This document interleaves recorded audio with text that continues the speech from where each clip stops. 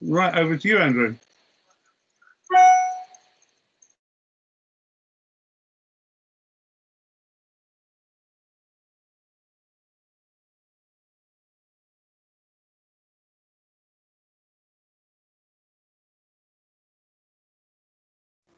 Andrew's currently on mute as well. Okay, thank you very much. Hopefully you can all see the front screen now. In which case, if you're sitting comfortably on, I'll begin. Yeah, thank you very much for inviting me this evening to give a talk on the work of my team. I'm going to try and cover all aspects of our work on both the hydrographic and the meteorological side of our programs, and give you an idea of how we use those different data sets for managing navigation safety. So just a quick outline. I'm head of the hydrography and meteorology team. It's a small but growing team. We've now got Paula English as the program lead and Aris Manu as our technical lead on the hydrography side of things. Tammy Newey is our program and policy lead on the MSI aspects, who is now got an assistant with Nell as the policy officer, and then we've got a programs coordinator, Rebecca De Bono. If you've been to CHAS, the Civil Hydrography annual seminars in the last few years, a few of those names will be familiar to you. But yeah, it's an excellent team. They're very dedicated, and we're all working from home remotely. Have been since the middle of March, as has the whole branch. So we sit within our new technical service navigation, which was nav safety before, and there's 4 teams, and the whole branch is only made up of about 17 people. So we're, I think the phrase "one brick thin" across the board is very apparent at times. But the navigation team in particular is covering an awful lot of work in terms of marine licensing at the moment, with all the different wind farm developments. So this evening I'm going to sort of give a quick run through, a bit of an overview of the key areas of work that the team covers. As I've said, it's sort of split largely into 2 parts really. There's the hydrographic part, which is made up of our headline is our civil hydrography program. I'll touch base on the autonomous smart shipping work that we're involved with, and some of the arrangements we have with our partners at the UKHO, the Channel Coast Observatory and British Geological Survey, and CFAS and a few others. And on the MET and the MSI side of things, we run the Marine Weather Service program, and I'll cover briefly the nav warnings and our arrangements with our partners at the Met Office and the BBC, and some of the General Lighthouse Authority bodies as well. So the MCA is the UK National Maritime Administration, and we are here to basically ensure that the UK government meets its statutory obligations under the Safety of Life at Sea Convention, and in particular for the hydrographic side of things, we're driven largely by Chapter 5, Regulation 9, and the way that the MCA ensures that we provide all and meet our obligations is by managing and delivering the civil hydrography program. So this is funded by the MCA, but we have quite an extensive MOU with the Hydrographic Office, and we work very closely with them to deliver the civil hydrography program. Basically, the MCA looks after the funding, the procurement, the contracts, and the survey specification side of the CHP and the day-to-day running. The UKHO assist us with sort of technical inputs and undertake the validation of the data sets, and make sure that all the final deliverables end up updating nautical charts and various publications as well. So just going into a little bit more detail in terms of the civil hydrography program, the CHP. It's a national prioritised data gathering programme, which we try and maximise our survey capabilities through commercial contracts to deliver our requirements. The main aim, really, or one of the main aims, is to collect the data as well as we possibly can, and in collaboration with others as and where possible, to collect the data once so it can be used as many times as possible by as many people as possible. So obviously our primary focus is on maritime safety and meeting our SOLAS requirements. We have a very stringent survey specification that we have developed over the years, and it's a sort of a live specification, so it's continually being updated and modified through sort of discussions with colleagues in LINTS and NOAA and UKHO and other member states as well. So the survey spec as a minimum has to achieve the IHO Order 1A standard, but in many areas of work we are easily meeting special order, if not the even exceeding that. And I know that the new requirements that have just the new standards that have just come out will be sort of filtering through into our survey specifications as well. We have a nominal annual budget of about £5.5 million a year, and that usually covers in the order of about 20 to 30 surveys, depending on the area and the costs. And I can run through how the CHP is split in a second. We have got an in-house prioritization tool, GIS-based, that helps us to identify the areas that we want to survey for the forthcoming years. So the image on the right-hand side, the green areas are areas that are low priority. These are areas that generally have been surveyed previously, either by the CHP or other probably public sector data gathering programs. So the Order 1A standard has been achieved there, and in terms of charting, that's achieved. It's the CATSOC A1 classification, and then you've got different layers of green, and then the red areas are the highest priority areas. There's a whole raft of parameters that filter into this prioritization tool, such as age of the underlying data, quality of the underlying data, seabed complexity, vessel trafficking, routes, ship routing measures, incidents, underkill clearance, exposure, etc., etc. So there's a whole raft of parameters with different weightings that we use, and yeah, we've been using this and developing this over the last 5-10 years or so. So everything in green has been surveyed largely by the CHP, but there are a few areas there from other programs, and we cover the whole of the UK exclusive economic zone, which is around about 720,000 kilometres squared. And on a typical year, we are collecting between 1% and 2% of that area each year.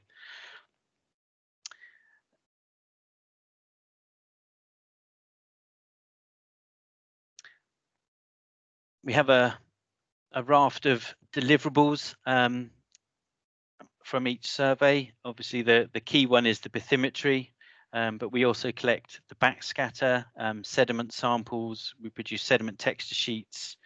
We undertake wreck investigations and sailing directions. And in certain areas where we need to verify the UKHO VORF model, we might be undertaking tidal data and tidal stream data collection as well. In certain areas around the UK, eddies and overfalls are quite an important feature, and yeah, if there are any new eddies and overfalls, we're obviously recording those. And in very few areas, there are some magnetic anomalies that we have to keep an eye on, but yeah, these are sort of a bit few and far between. Wreck investigations are a very popular part of the programme, for the want of a better word. Obviously, you know, we treat them very sensitively and carefully because of what they are. There's a whole raft of wreck information that we are provided by the UKHO, but I would say on average, every survey that the CHP collects, we are finding, you know, dozens of new uncharted wrecks, and some surveys are inundated with wrecks. Just as an example, in last year's survey season, we had over 150 H notes that were submitted. So not all of those are necessarily wrecks, but yeah, there's probably a good 50% are new wrecks that were not charted or known before the surveys. The importance of, or part of the reason we are undertaking our surveys is to collect, you know, the best data possible in areas that have either never been surveyed before or haven't been surveyed by modern standards for an awful long time. So in a way, it's quite pleasing when we undertake a survey and we have a result such as the one on the screen there, where on the chart, the seabed was charted at 41 meters, but the actual survey showed that it was at 3 meters, and that was yeah, news just in yesterday on a survey just off Eastern Harris. So that, you know, that in itself is going to yeah, improve navigation safety in those areas enormously, and it could well be just pure chance that nothing is grounded or floundered on that feature previously. You know, surprisingly, we've had those in some very unexpected areas. I remember one being on the approaches to Portsmouth Harbour, that was about, I think it was in about 2 meters of water. So it was just pure chance that nothing had ever hit it before. So even in areas that you think are completely well surveyed, in 10, 20 years or so ago, you know, with the modern techniques that we're using now, you know, we're capturing such features and hazardous obstructions in even more detail. With the wreck investigations, there's a designated survey pattern that we ask the contractors to survey over these wrecks using water column data to identify the shoalest point, so we can have the greatest certainty of the shoalest depth on those features that can then be added to the charts and the publications. Another yeah, important set of deliverables is our seabed characterization and texture sheets.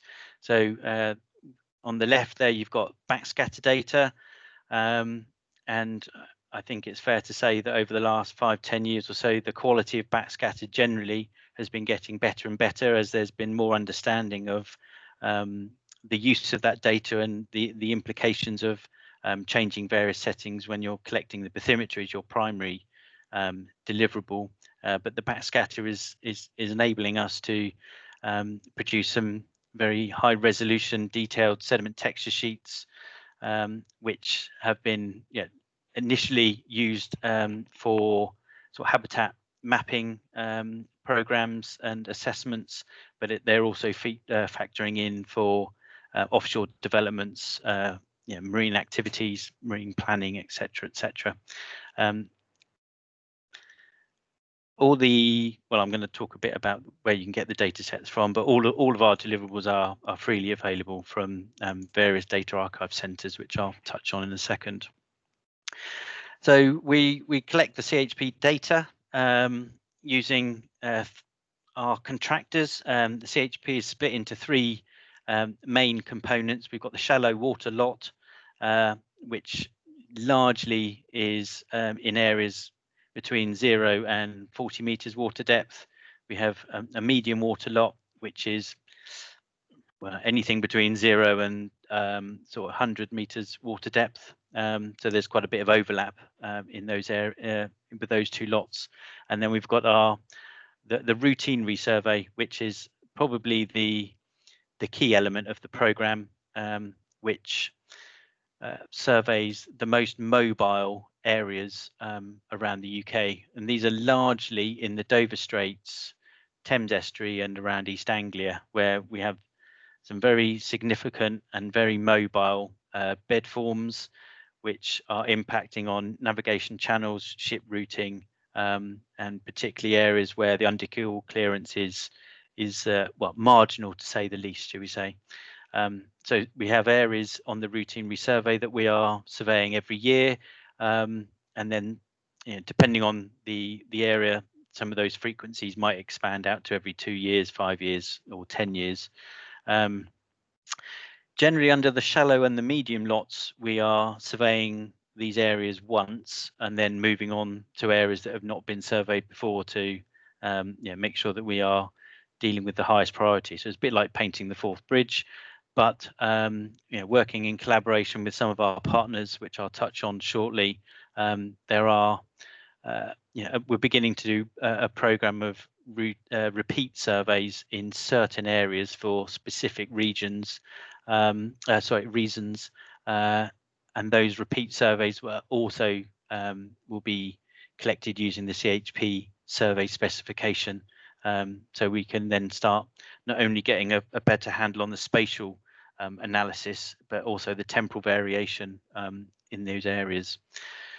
So we collect the data, or our contractors collect the data, and we work with the UKHO to validate and approve all that data, and the data then makes its way through the UKHO's sort of workflows to update the nautical charts and the various publications, and that in effect not only increases the mariners' confidence when they're navigating our waters, but it also improves the navigation safety, the ship routing, and factoring in marine weather as well.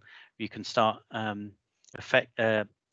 influencing and increasing the efficiency of maritime transport, which then has positive implications for shipping emissions, etc. So overall it's a healthier and safer environment for all the users and all the different activities.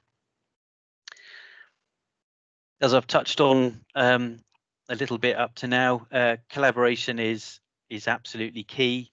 I think in the last 10, 15 years or so, I think the hydrographic community around the UK has worked really closely together and have collaborated on multiple surveys over the years, which has provided enormous benefits and maximised the survey platforms that are being used.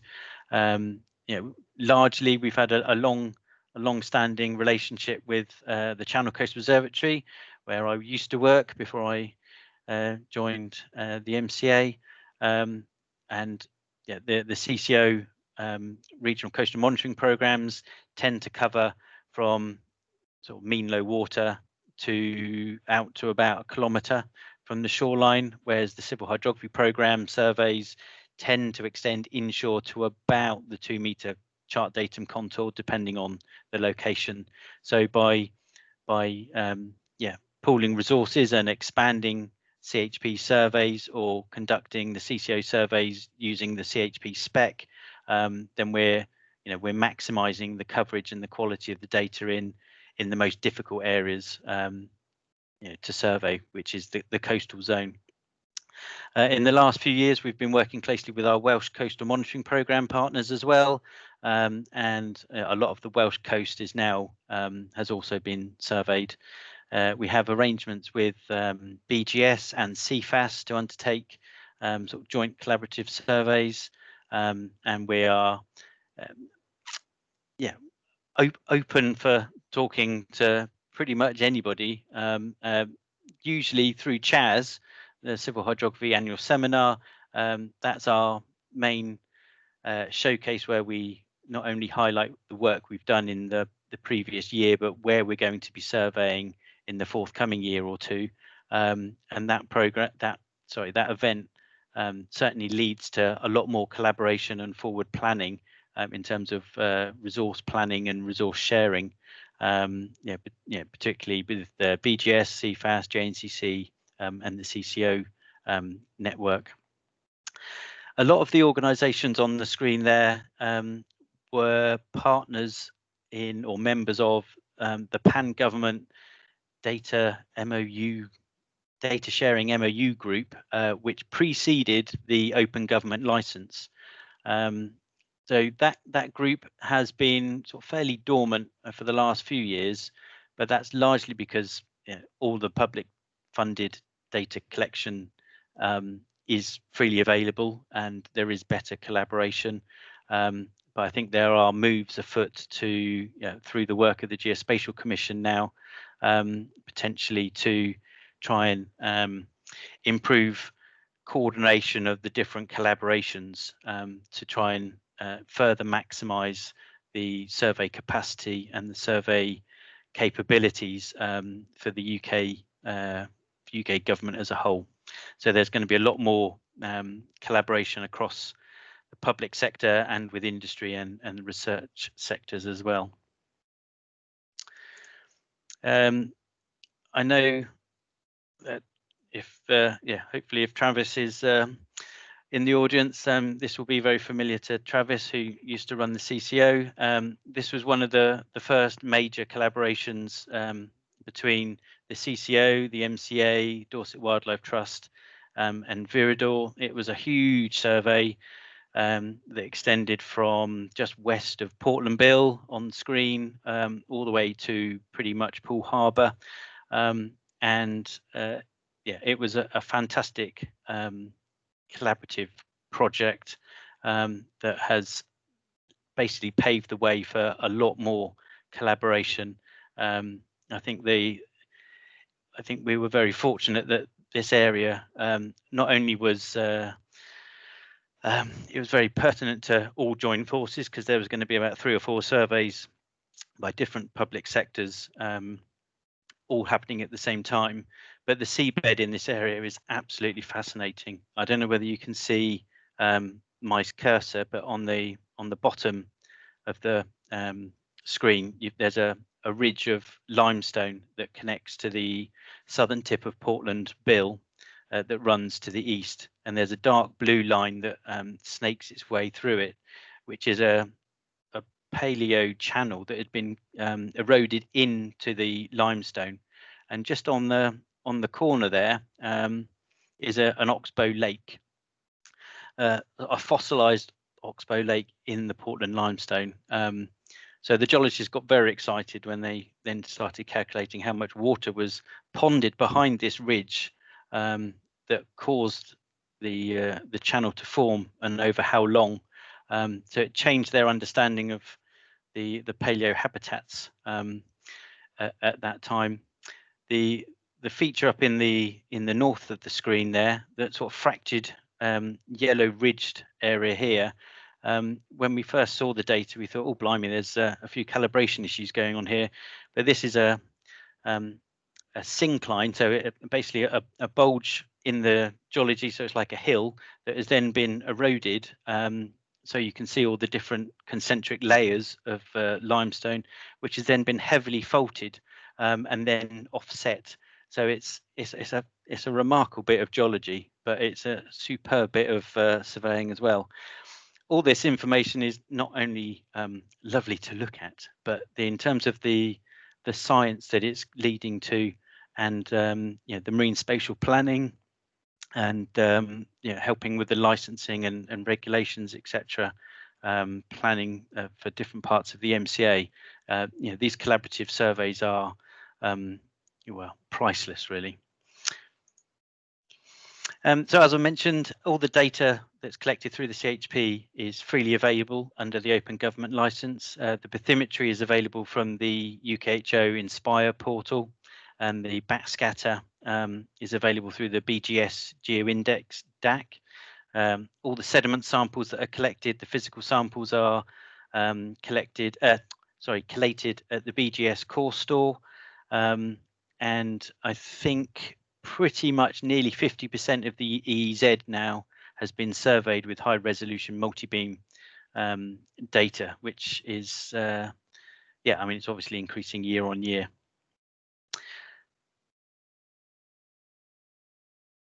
So I've sort of alluded to some of the uses of the CHP data. So, you know, obviously our main driver is making sure that we are meeting our SOLAS obligations, but on screen are just some of the other, you know, multiple different user ends of the data. And, you know, the MCA is involved in some of these you know, more closely than others. So in terms of offshore renewable energy, we are you know, with the licensing body, and you know, we work very closely with the MMO to make sure that license conditions are met to underpin the offshore renewable sector.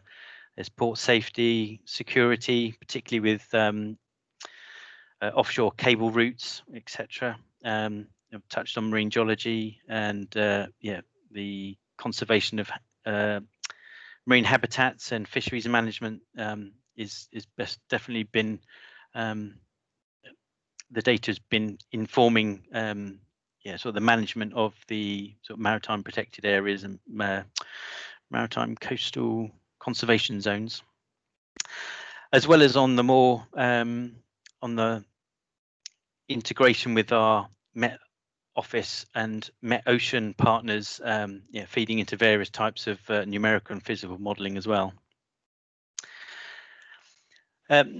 Most of our contractors are using well, conventional manned vessels. We do have a number of unmanned semi-autonomous vessels that are used for certain surveys where they are able to reach areas that other vessels can't reach.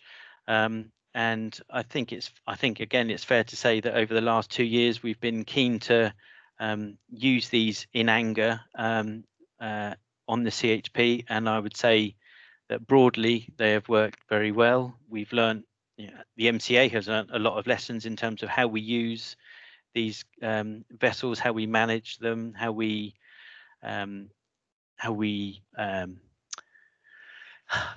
consider them in terms of procurement and evaluation, and how we assess the data sets and validate the data sets as well.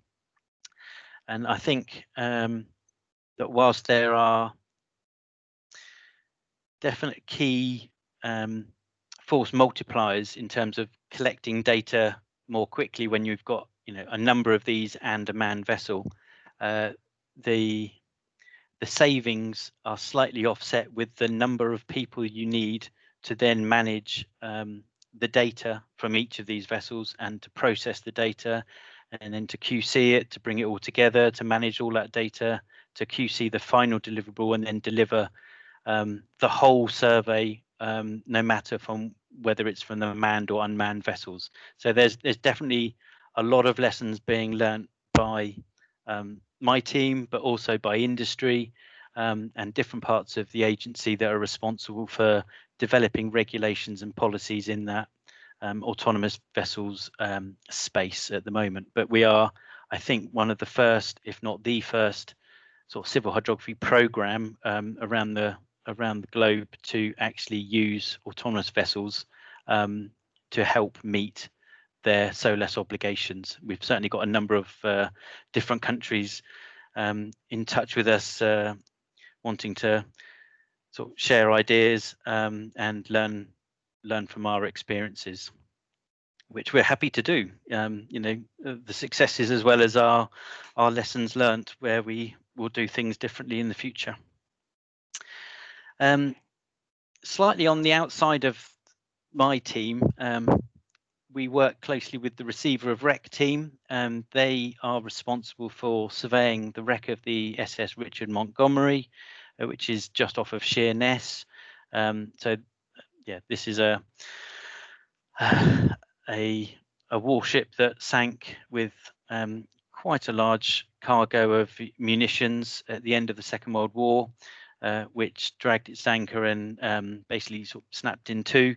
Half of the cargo is still in place, and the receiver of wreck has to undertake a number of surveys each year to monitor the condition of the structure, because at some point it's going to become very well, more unstable, should we say.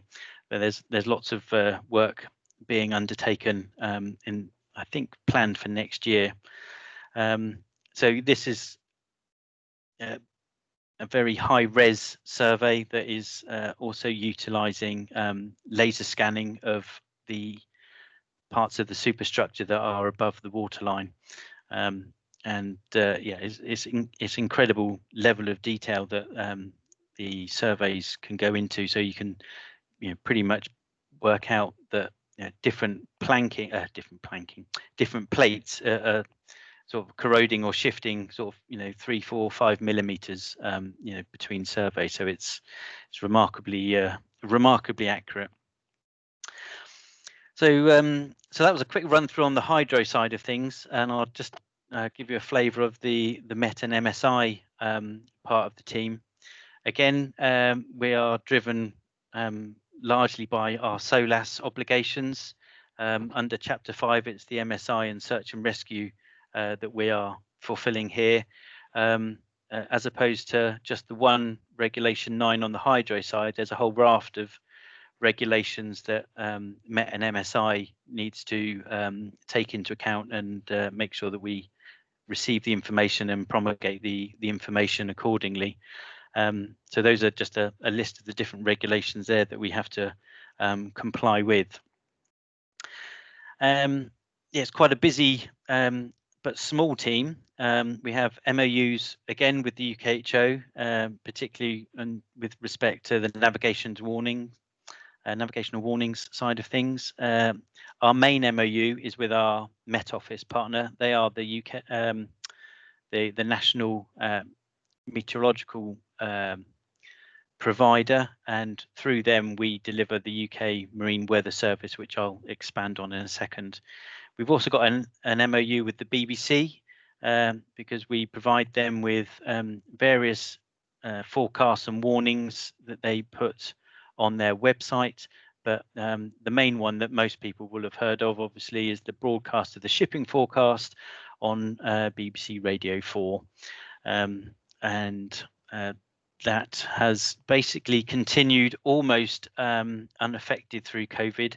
There was a couple of months where one or two of the broadcasts were either shifted by 10 minutes or we had to drop one for a month or so, but it's full service has been resumed, thankfully, because our colleagues at the Met Office and BBC have managed to have sufficient resources in place to make sure that the iconic shipping forecast continues. I think we were talking just before we started. It would be interesting to see how many people, how many mariners are actually at sea when they're listening to the shipping forecast rather than tucked up in bed with a cocoa, but we will see. We also are getting more involved with the Public Weather Service customer group, which is a raft of organisations and government bodies that oversee the Met Office's public task. And for a while, the MCA, due to lack of staff resource, we were pretty light touch when it came to the Public Weather Service. But with some staff changes, very welcome staff changes in the last year or so, our involvement in this group has increased, and so has the focus on the maritime element as well. So that bodes very well for not only ensuring that the work we're doing is meeting all the targets, but we're being more proactive in incident prevention as well.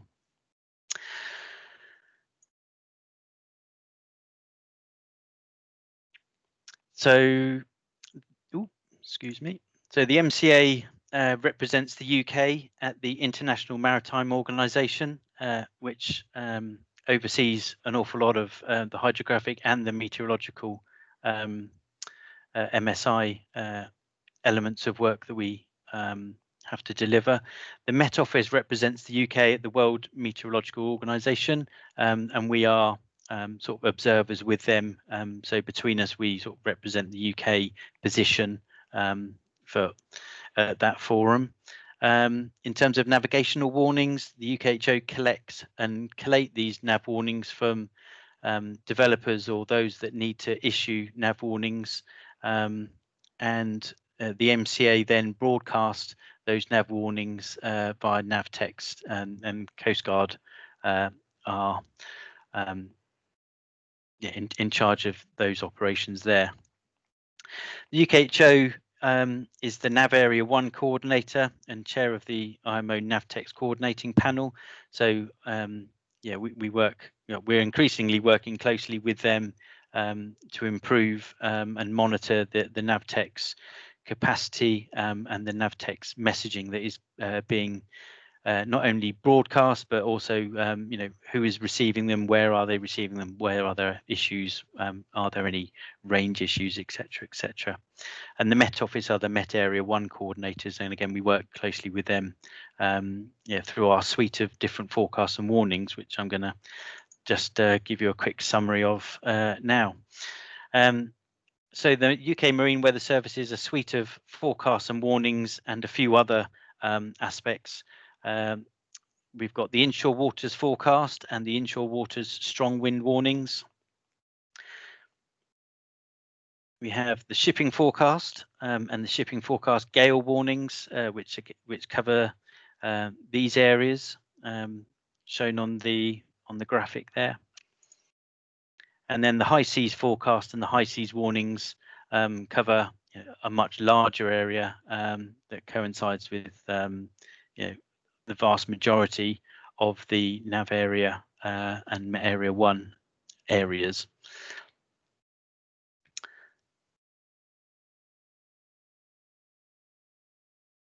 So that was a relatively quick run through of the work of the team. I'm happy to take any questions you might have, and I'm going to provide a PDF of the presentation to Paul for dissemination to members as well, so you can grab our contact details there, but I'm happy to take any questions.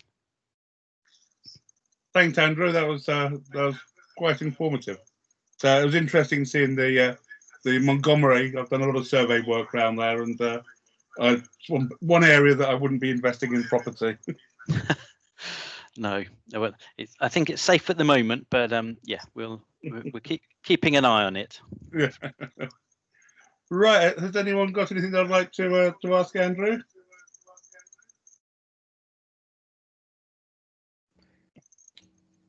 Yeah. Hi, Andrew. Very, very good. Nice talk. Going back to your slide, I think it was 8. I think you said the charted depth was 41, and then it's been measured to 4 meters. Is that correct? Well, 3 meters. Yes. 3 meters. Yeah. I was going to ask, how has that been validated? Is that a wire sweep, or is it from one of the ASVs, or how was that data acquired and validated? That has been well, it's been collected at the moment. It hasn't been validated by UKHO because the survey's still underway. But it's from I don't think they've done it through water column data because there isn't well, no, actually, sorry, they would have done it through water column data to identify the shoalers point because it was a hazard to navigation. So even though it's not a wreck, because it's so different to the charted depth, they would have validated that through water column data. The contractors have validated it. It hasn't got to the UKHO for validation yet. Okay, it just seems must be a very shallow draft vessel if it's gone to 3 meters. Yes, I think. I think it's quite a tidal range where they're working, but it is a shallow vessel, shallow draft vessel as well. That feature wasn't surveyed with an unmanned vessel. That's with a small draft manned vessel. We have had a number of similar features that have been surveyed with unmanned vessels. And again, they are operating into areas that are quite often drying as well. So we did have a wreck that was, I think, sort of drying sort of half a meter, and they managed to just about get over that safely on the highest tide. But you know, if a tanker was going to hit that one, it was going to be in trouble anyway, unfortunately. But yeah, this feature is not that close to the coast, so it's not just a rock pinnacle that is, you know, 5-10 meters from the coastline. It's further offshore, so yeah, a lot more hazardous, because yeah, we can look at the AIS data as well and see how close some of the traffic is to this feature. So I think so far it's just been pure chance, I think, that nothing has hit it. Okay, thank you.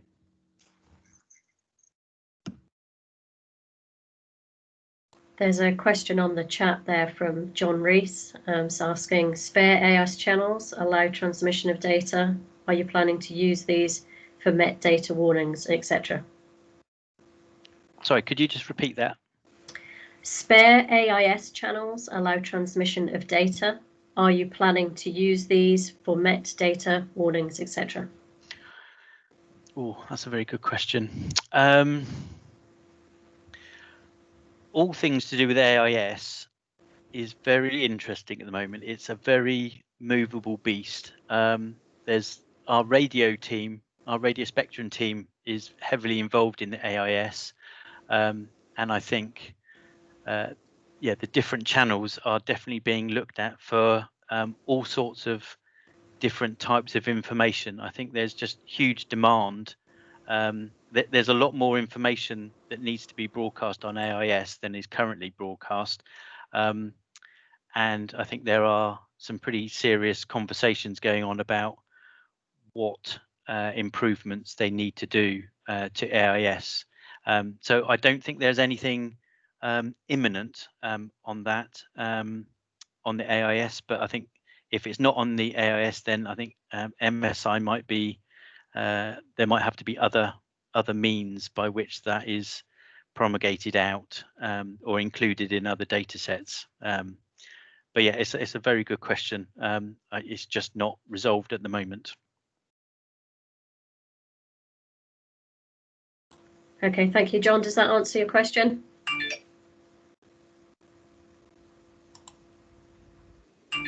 Yes. Okay, thank you. I can certainly go back to the Radio Spectrum team and get a bit more of an update and feedback.